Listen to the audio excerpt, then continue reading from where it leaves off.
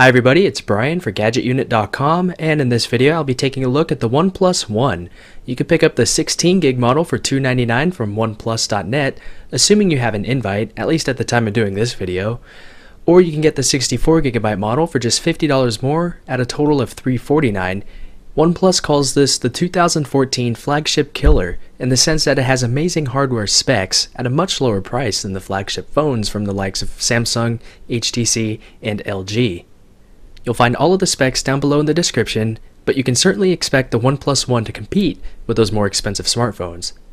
The design is stunningly simple. You have a large slab of glass on the front, a power button on the right, a volume rocker and a micro SIM tray on the left, a 3.5mm headset jack at the top, dual stereo speakers at the bottom, as well as a micro USB 2 port.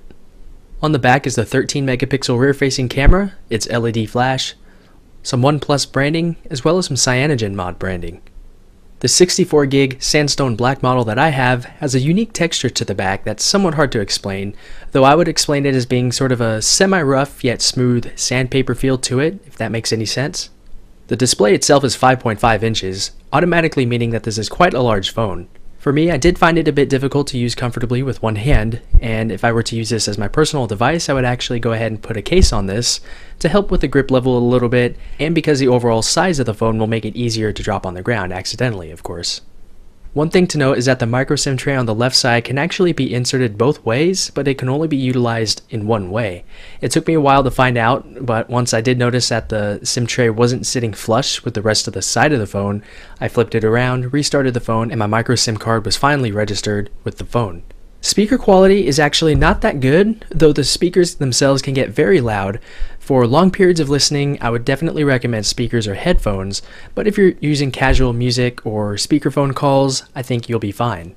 The display is one of the best parts about the OnePlus One. The pixel density is still high given the large display, so text looks crisp and images look very good.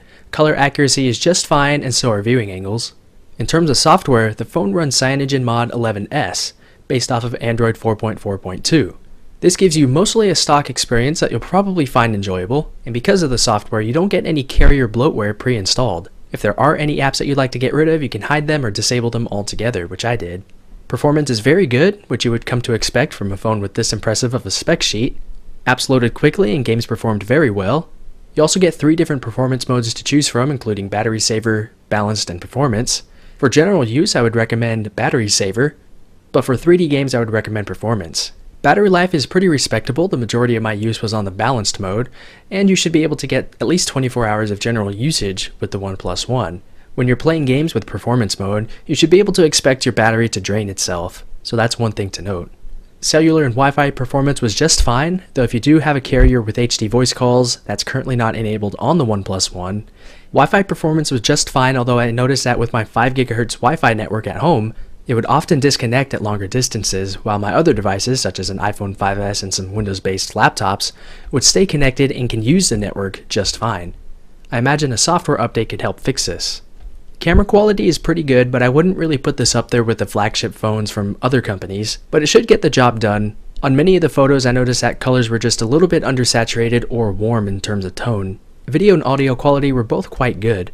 And while the phone does support 60 FPS and 120 FPS video recording for slow-mo videos, videos are actually saved at 30 frames per second. And when using the high-speed video feature, audio is not recorded. Also to note, the phone does record 4K video at 24 FPS or 30 FPS. In conclusion, if you happen to have $299 to $349 to spend on an unsubsidized smartphone, the OnePlus One is easily your best option. It has unheard of specs for the price and a very clean software experience. At this time, it's still in an early adopter stage, meaning that some software updates should help make things better, but if you can manage to get an invite to purchase one, you'll probably have a blast with it. If you happen to have any comments or questions or feedback about this video or anything else, feel free to leave those down below in the comments area, but that's it with the video, so thanks a lot for watching and I'll talk to you all very soon.